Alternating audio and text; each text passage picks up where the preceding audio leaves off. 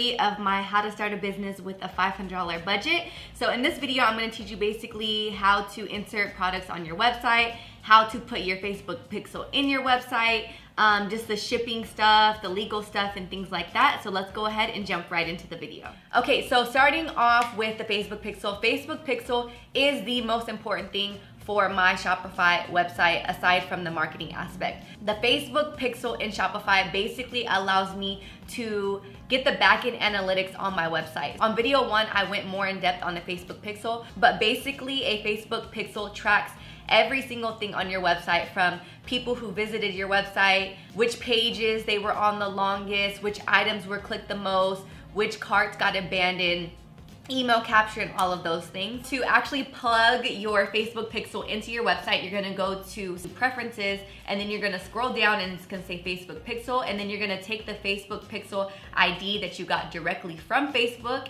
and put it right into your website. So once again, if you guys didn't watch video 1, super quick, super easy to get a Facebook pixel. You go to Facebook, go to your business manager, click the 3 little lines, then go to Facebook pixel. It's gonna give you the steps on how to get one, and then you're gonna just plug that right into what I just showed you. So the next thing is to add the products that I got on Shopify. So I already went into the store, I got my products, I got permission that I was able to use the photos from the manufacturer. Now it's time to put them on Shopify. So the first thing that I'm gonna do is actually click on products and add a product to the page.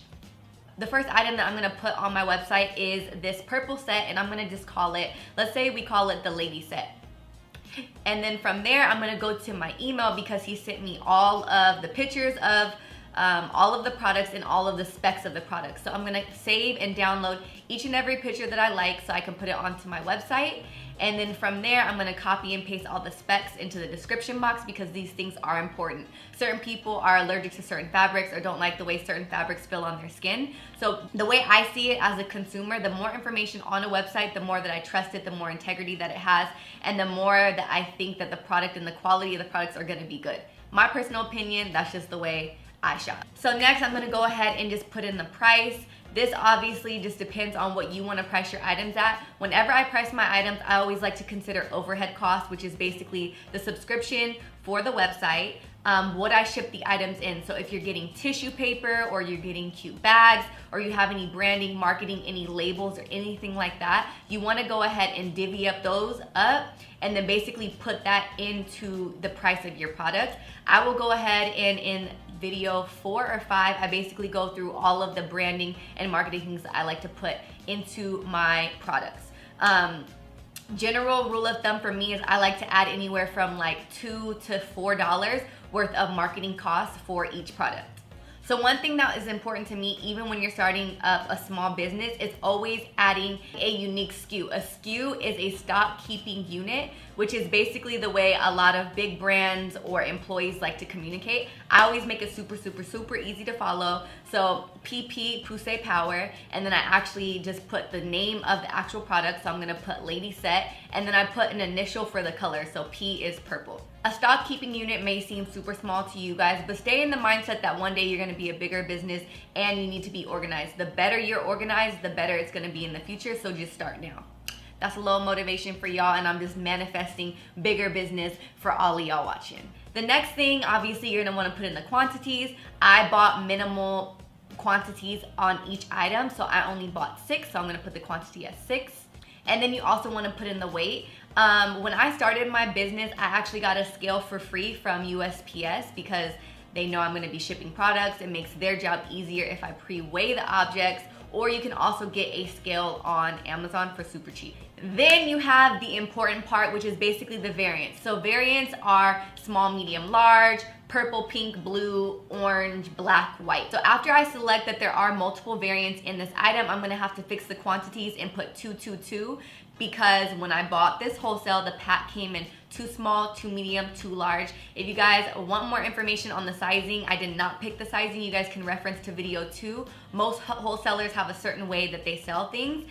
Oh yeah. Now your items, do they come in 2, 2, 2 or 3, 2, 1? No, 3, 2, 1. 3, 2, 1. Yeah, 3 small, 2 medium, 1.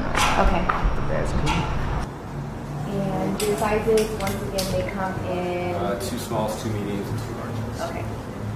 and I basically went down through the whole breakdown on shopping in wholesale stores in 2 videos that I will link down below and put in this video somewhere. So after I adjust the quantities, I personally always like to adjust my SKUs. Instead of putting 1, 2, 3 or ABC, which is what Shopify usually does, I like to put S for small, M for medium, and L for large. That's just something that I like to do, but to each its own. Another thing that's gonna help you in the long run with the objective that this business is gonna go from just having 5 products to 200 products to 20 products, whatever you see fit. So for me, always putting more information as I can is always best in my book. So say for example, somebody comes and they search on your site that they want a purple pearl set. They don't know the name of the set. Say you have 200 products, they're not gonna scroll through. They might put in the search bar purple pearl. So basically everything on the side here breaks it down to, I'm gonna put this as a set. I'm gonna go ahead and then tag just different things that I think people might search for. Once again, as a small business, you might not need it, but for seeing the future, you just wanna get in the habit of thinking big and thinking more products and more organization and a bigger team, an easy way to communicate. So I always like to add as many tags as I see fit for each individual item. This is really beneficial because say you get a random person that sees your outfit tagged from Instagram from like 2 months ago, and your website now has 200 items and they don't know the name of the item, they can literally put purple pearl and this product would probably come up. So this is a little tip for people who don't got that coin to buy a whole bunch of inventory, and you're also testing out your audience and seeing what they like. So 2 tips in 1 is buy 1 product that you actually like for yourself or that you like for your audience, and then don't buy the second item, but you can still put it on your website and you could put it as a pre-order.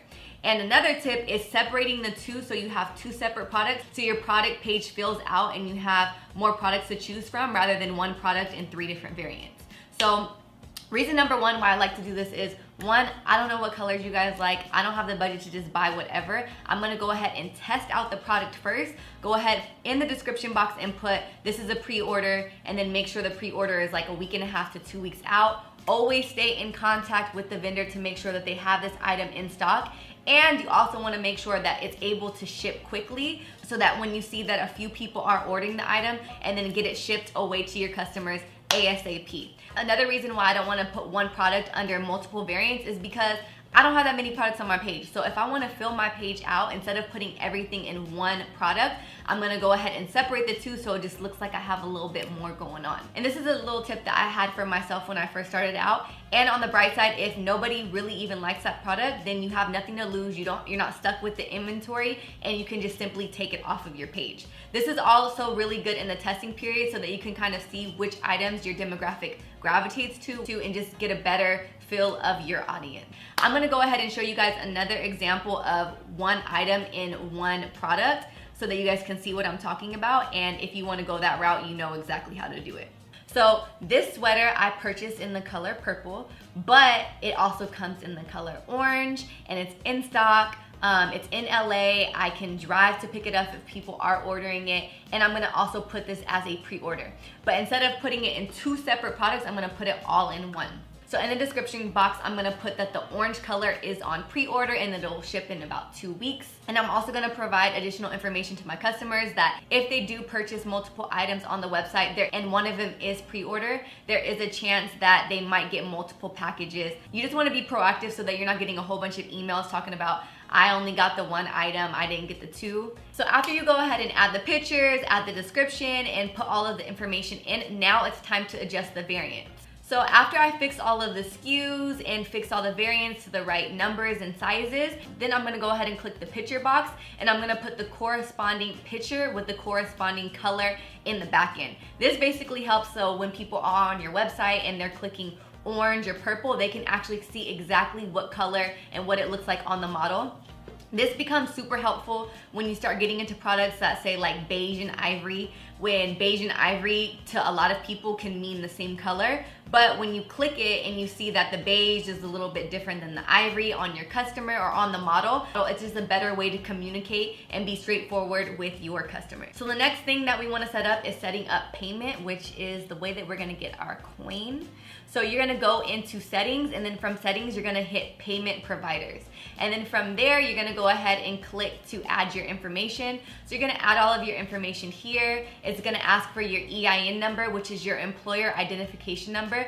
I like to think of this as a social security number for your business and basically separates you from your actual entity. I'm not sure if that's true, but that's just what I like to think, okay? Don't take my logic as legal advice. Consult a lawyer, please. Then after you put all of your address and information in, it's gonna ask you for a brief description of what you're selling. And then from there, it's gonna provide a bank statement descriptor for you, which you can also change. This is basically what pops up of, say your customer buys something and they're like, what is this $70 cost from? And then they can just look at the description and it's gonna say Poussey Power, which is like, oh yeah, I remember I bought from da-da-da-da-da and whoop-de-whoop. And then after that, everything is set up. You can also set up your PayPal, but you're not gonna get a notification to set up the whole entire process of PayPal until you get your first order. So following up with payment, I am then going to go into shipping. Shipping is probably my personal biggest headache of e-com just because it's a lot. To set up the shipping, you're gonna go to settings, and then from there you're gonna click shipping. And then under there, they already have presets under domestic as far as free, and they do it based off of weight. Unfortunately, for me, I haven't found the sweet spot with shipping. If y'all know anything about shipping for a cheaper price or shipping tips, please let your girl know, because I feel like that area is very gray for me. I personally am gonna just set my shipping at $7 because the smallest priority package to ship is a $7 envelope. And if your customers get more than just one item and they get like a jacket or something, you're gonna have to spend like $20 on shipping.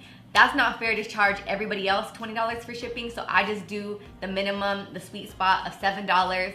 And for those bulkier items, what I like to do personally is just add the shipping cost to the overall product, so that you're not adjusting the shipping for everyone, you're just adjusting that shipping for that product for the people who are buying that specific product.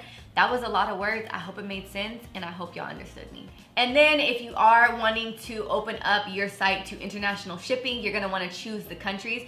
I only choose specific countries because in my experience, unfortunately, I've had to ship to random countries that I don't really get that much traffic from.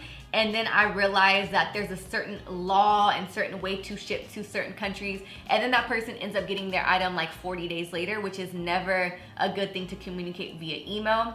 It's just a hot mess. So you wanna make sure that you're doing your research on countries to ship from for yourself, and depending on where you are in the world. The smallest trackable package for international shipping is $26.50. So I'm gonna go ahead and set my price at $26.50. The next thing is the legal page and the shipping and the private policy and things like that. So in order to set all of these pages up, you're gonna go to settings, and then you're gonna go to legal. Shopify provides templates for all of these different legal things that you need on your website. I like to use the template, but I like to customize it to my own because they basically make a general template so that pretty much anybody can fall under that category. But for example, I'm not selling any gas or liquids, so I can go ahead and just delete that. I'm not selling any gift cards or any software, so I can go ahead and delete that. And I can also adjust the policy to be what I want it to be. For me, I just like to use it for the verbiage and just like the basic language. Something I don't really adjust is the private policy, and I also don't really adjust the terms of service. But one thing you do need to adjust is the shipping. One of the biggest annoyances for me when it comes to shipping is when people try to do returns, or when people try to say that they returned something and then the package is lost. Unfortunately, when a customer sends something back, it is not the company's responsibility, and that's why there's something called tracking, and that's why there's something called insurance, because it basically proves that somebody's actually sending something back and that the product is insured just in case it gets lost. I think the insurance is anywhere from like $100 to $200 depending on which insurance that you get. The insurance is already included in the $7 for the priority or the $20 in priority that you choose from. So that is it for the basics of Shopify. In the next video, I will go ahead and show you guys how I customize my website and how I put different graphics in the website and where I get the graphics from. I hope you guys enjoyed this video, and if you guys are liking this series, please give your girl a thumbs up and don't forget to subscribe for more videos. And thank you guys so much for watching. I will see you in the next upload. Be soon.